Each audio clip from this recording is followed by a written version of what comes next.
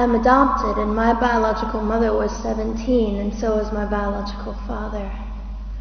She was 7.5 months pregnant when she decided to go to Planned Parenthood, which is the largest abortion provider in the world, and they counseled her to have a late-term saline abortion, which is a saline salt solution that is injected into the mother's womb.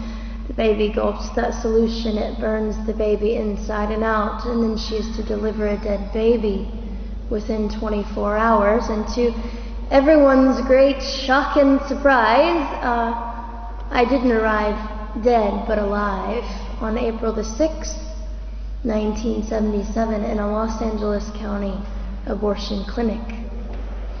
What's fantastic about this, about the perfect timing of my arrival, is that the abortionist was not on duty yet. So he wasn't even given the opportunity to continue on with his plan for my life, which was death. And I know that I am in a government building, and a beautiful one it is, and I love your country as well as my own. But I know in the age that we live in, it is not at all politically correct to say the name of Jesus Christ in places like this. To bring him into these sorts of meetings, because his name can make people so terribly uncomfortable. But I didn't survive so I could make everyone comfortable. I survived so I could stir things up a bit. And I have a great time doing it.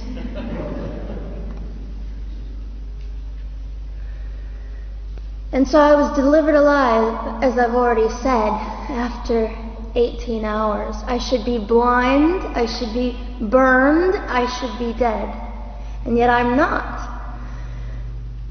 You know what is fantastic vindication is the fact that the abortionist had to sign my birth certificate. So I know who he is. And it also says, for any skeptic listening, on my medical records, born during saline abortion.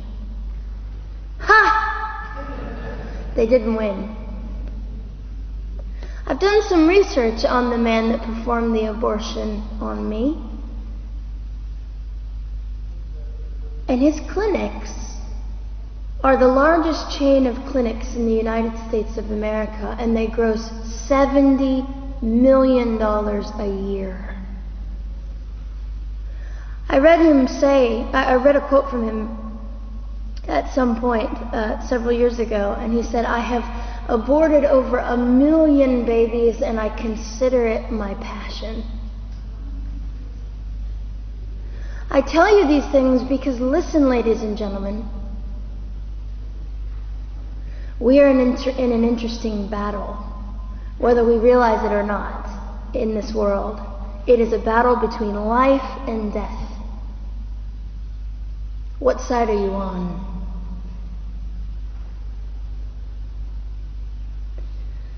So a nurse called an ambulance and had me transferred to a hospital, which is absolutely miraculous. Generally, the practice at the time, and up until 2002, was, in my country, was to end the life of an abortion survivor by strangulation, suffocation, leaving the baby there to die, or throwing the baby away.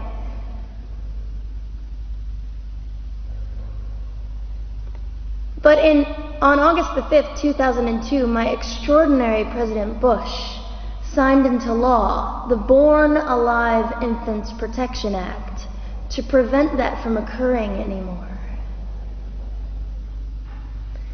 You see, we're playing for keeps. We're playing I'm hoping to be hated by the time that I die, so that I can feel God about me and understand what it was to be hated. He was hated. Christ was hated. And not that I look forward to being hated, but I know along my journey, I know I'm already hated because I declare life. I say, you didn't get me. The silent Holocaust didn't win over me. And my mission, ladies and gentlemen, among many things, is this: to infuse humanity into a debate that we have just compartmentalized and set on a shelf and said it is an issue. We have removed our emotions. We are becoming harder. Do you really want that? How much are you willing to take, and how much are you willing to risk to speak the truth in love and graciousness and stand up and at least be willing to be hated? Or at the end of the day, is it all about you or me?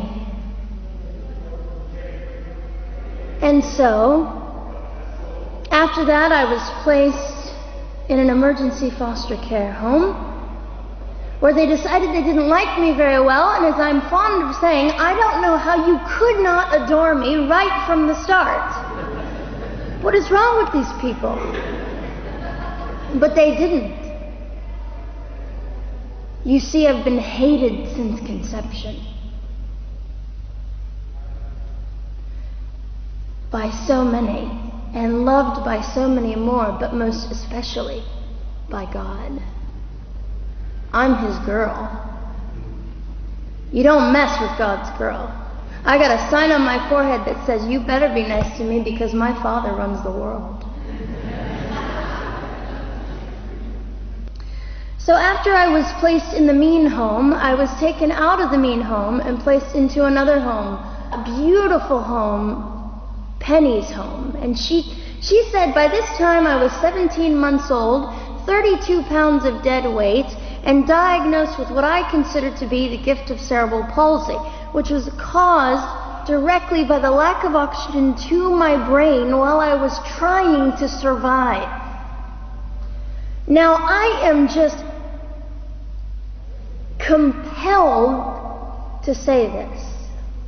If abortion is merely about women's rights, ladies and gentlemen, then what were mine? There was not a radical feminist standing up and yelling about how my rights were being violated that day. In fact, my life was being snuffed out in the name of women's rights. And ladies and gentlemen, I would not have cerebral palsy had I not survived all of this. So when I hear the appalling, disgusting argument that we should have abortions because the child just might be disabled, the horror that fills my heart. Ladies and gentlemen, there are things that you will only be able to learn by the weakest among us. And when you snuff them out, you are the one that loses. The Lord looks after them, but you are the one that will suffer forever. And what arrogance, what absolute arrogance, and it has been an argument for so long in this human place that we live, that the stronger should dominate the weaker, should determine who lives or dies. The arrogance of that. Don't you realize that you cannot make your own heart beat? Don't you realize that all the power that you think you possess, you really possess none of it? It is the mercy of God that sustains you, even when you hate Him.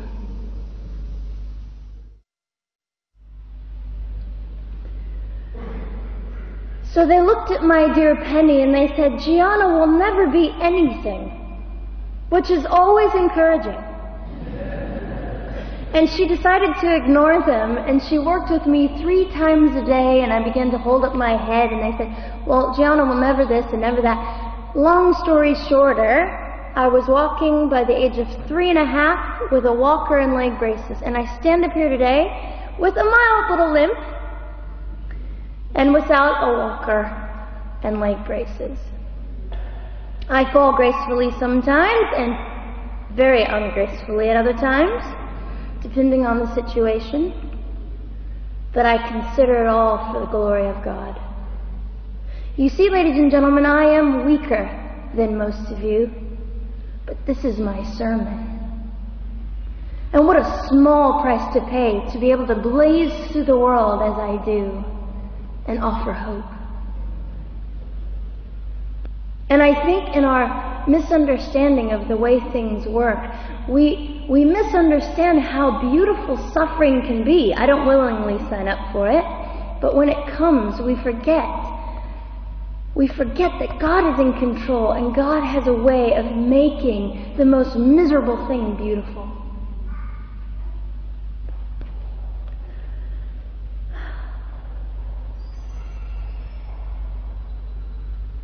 I have met my biological mother. I have forgiven my biological mother. I am a Christian.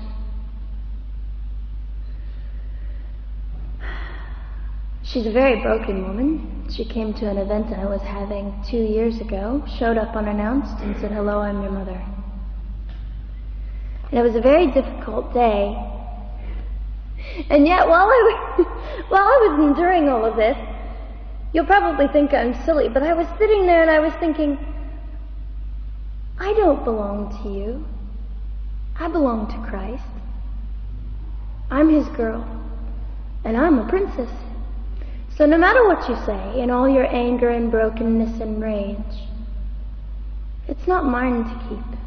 It's not mine to carry, and I won't. I was saying all this inside. So ladies and gentlemen, you have an opportunity.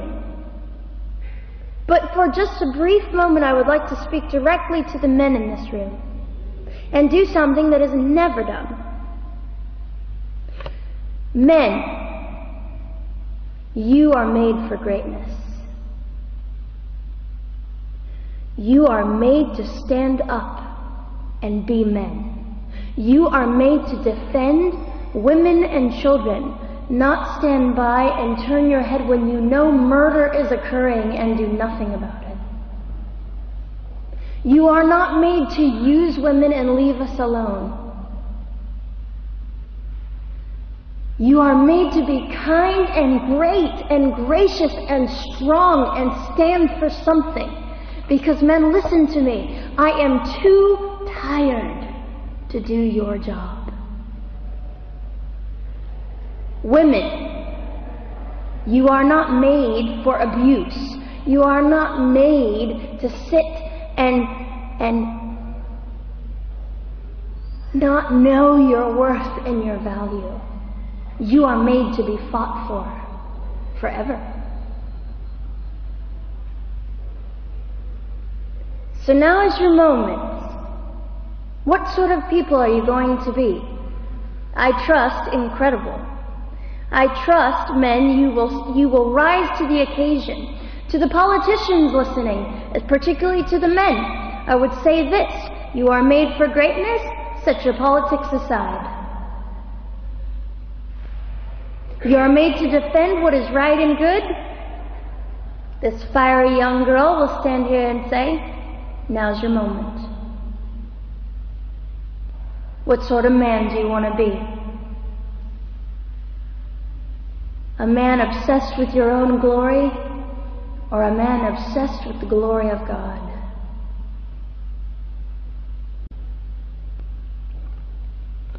I'll just end with this. Some of you might be slightly annoyed that all I keep doing is talking about God and Jesus. But how on earth can I walk about limping through this world and not give all my heart and mind and soul and strength to the Christ who gave me life? So if you think I'm a fool, it's just another jewel in my crown. My whole intent in living here is to make God smile. I hope some of this made sense. It just came from my heart. God bless and keep you.